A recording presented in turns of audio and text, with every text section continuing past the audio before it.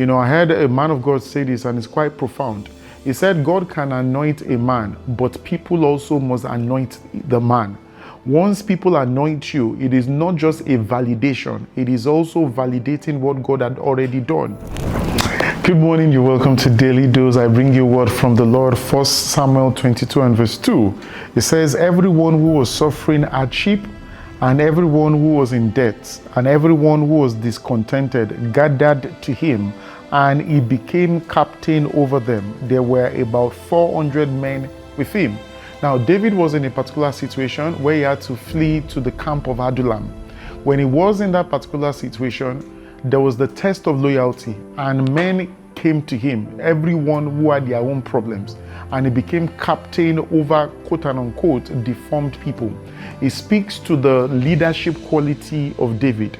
I heard a man of God say this, and it's quite profound. He said, God can anoint a man, but people also must anoint the man. Once people anoint you, it is not just a validation, it is also validating what God had already done. A man can be anointed a man can be anointed by people and God doesn't anoint the person. And you can have both, which again was the conversation about Saul. Saul came into power and it was literally men who wanted him to be there.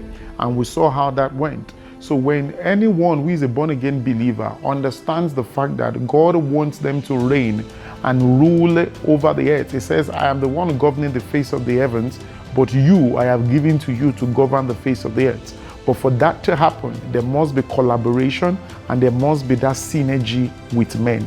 And so one of the first things to do is to ensure that you carry people along through your leadership quality.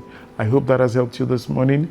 Until tomorrow, when I bring you another word from the Lord on another episode of the Daily Dose, keep liking, keep sharing, and subscribe if you haven't. God bless you.